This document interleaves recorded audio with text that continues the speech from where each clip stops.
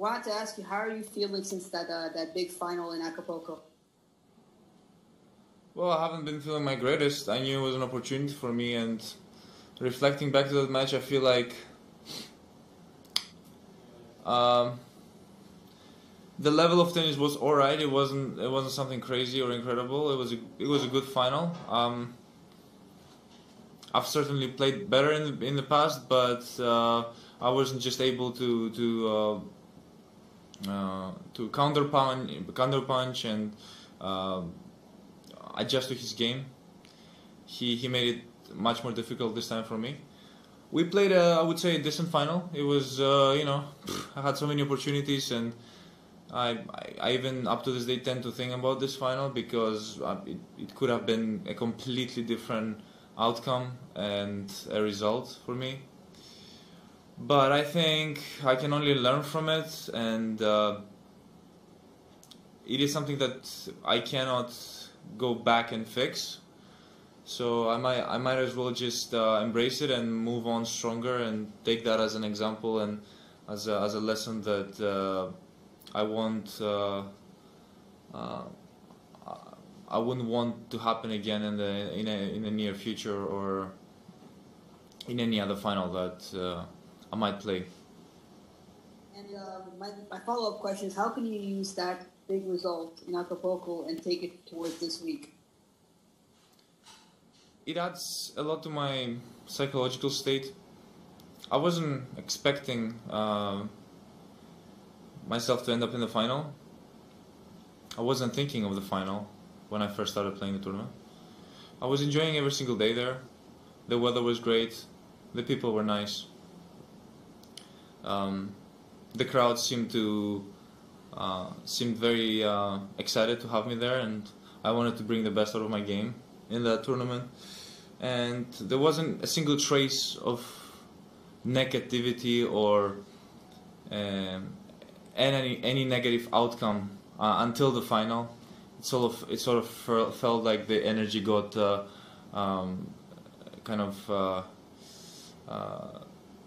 made its way through, and things kind of changed, and I didn't feel as comfortable suddenly as before. But nevertheless, it was a week to remember, a good start of the season, I would say. Having finals like this, having matches like this, and I'm looking forward for more moments and more feelings like this. Ben Rothenberg. Stefanos, there hasn't been a Masters event really like this in a long time, with so many top guys not entering the draw at all. Just wondering how different it feels for you already being at this tournament without any of the big three there. It's the first time in your career it would have happened. And if it feels like an opportunity or something strange or sad or exciting or whatever it might be for you. Well, it is an opportunity, I won't lie. It is an opportunity. There are plenty of good guys that aren't in the top 5 that can play good tennis as well. And I can see them as a threat too. I don't see myself as the favorite of the tournament. I like, to enter a tournament with low expectations and build my way through. I have a pretty, I would consider, difficult road despite all of this. I have matches that I will really have to fight hard and give out my best, and with the lack of spectators, it's going to feel a little bit different. But generally speaking, yeah, it's an opportunity. I can see it that way. Let's hope for the best. Let's hope I can take advantage of this and at some point, because Miami last year, 2 years ago, keep always saying last year. Miami 2 years ago didn't offer a lot of points to my ranking, so I think I made the 4th round, so that is definitely an opportunity for me to do better this year.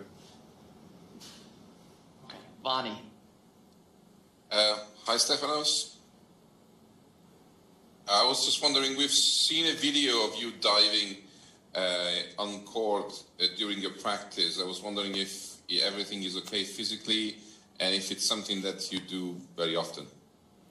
No, I don't do this very often. We were working on getting better on the net, and I was just trying to get every single ball back. It hurt. It hurt.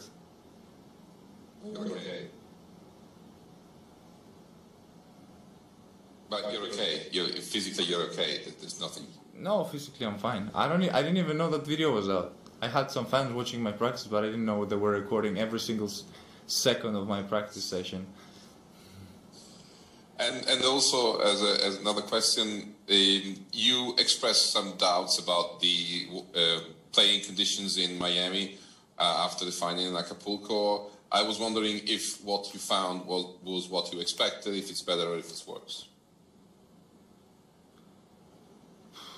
It's actually better than I expected it to be. That's why I'm talking about low expectations. I always like to go in with low expectations, because once I set the barrier too high, then I end up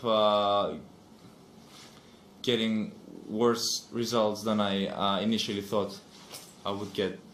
So it is looking better. I like how they've created this big space of where the center court used to be, and they've used that to make a huge warm-up area for the players.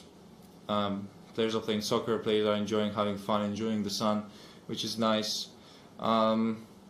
It's a shame, to have such a big and pretty,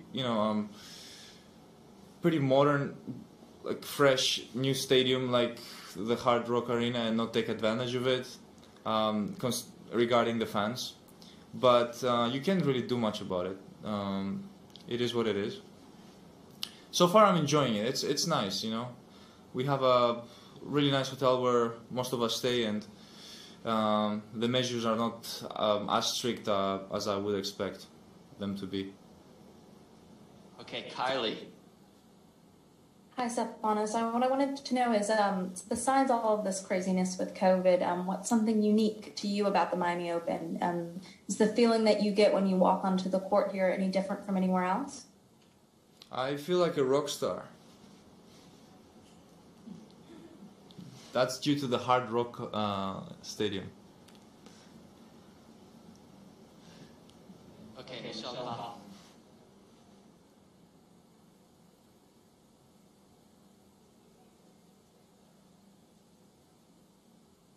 Michelle, I think you're on mute still.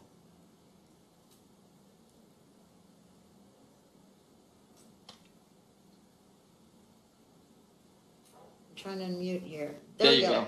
Sorry about that. It kept saying you were not letting me unmute. Okay. Thank you for letting me unmute. I have another Miami-related question, obviously Miami Herald. You touched on it just before that I saw your comments from Acapulco saying that it just wouldn't be the same without the atmosphere and the energy of the Miami fans. Can you talk about, they are going to have about 800 to 1,000 fans, I believe, in Grandstand. Just what is the atmosphere and the energy in Miami that you like and have come to expect, and how do you think it will be with a limited crowd this year?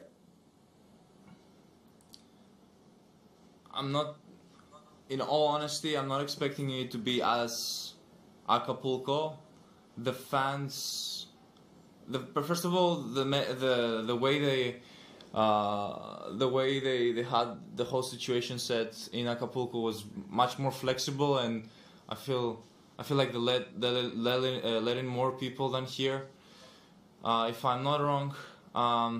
And generally speaking, it was a great atmosphere in every single match, regardless if that was a final or the first round. To me, it felt the same, and it's something that I've missed, and I don't really know what to expect so far. I've seen some people come to my practice session. I don't know how it is going to be on the grandstand, but again, I don't have much expectations from it. I'm not expecting a lot. I think they are going to let a few people in, watch the matches, but I love playing here in Miami. I have good memories here from Miami. I've played here the finals in doubles 2 years ago. I did pretty well in singles, and many good memories from this city. So I can't say I don't like it here. It's just the way it is, and the way they're taking measures that makes it a bit different than the last week's location, and that's probably something that I dislike, and I probably find that it's too much, you know. You know, there are certain locations in the world that I played. The French Open dealt pretty okay with it. They let few people in the Philippe Chatrier Center Court. I don't know what the situation in Florida is with the cases or whatever that is, but I feel like there's definitely more gap to close in. Okay, we're going to take 2 more questions in English. We're going to go with Matt and then Andrew. Matt. Hi, Stefanos. You played Mazzetti in Mexico. Curious what you thought of him. He's had quite a couple weeks there, and just curious what your take was on his game and his potential. I really like his game. He has a very complete, diverse game, and he can take good use of his backhand. And I think also his forehand acts as an element of surprise for his game. His backhand is he curates it really well, and probably I would like. I think he has still a lot to improve in his serve.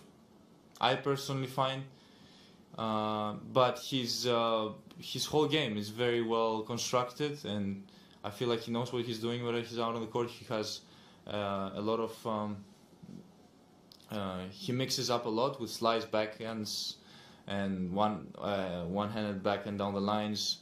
Has I would say a clay court game, but he can definitely adjust it according to the surface. And I would say it was difficult playing against him. You know, there were some games that were tight, they were close. I dealt with the situation better than he did, served pretty well, and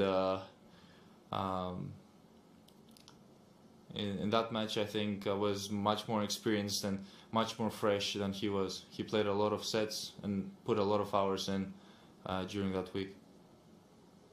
Okay, final question in English. Andrew.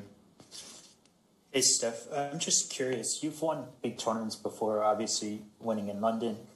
But how much of a goal is it for you to win a Masters 1000 event? You've been pretty close before, but given you haven't started this event yet, what would that mean to you to win at this level?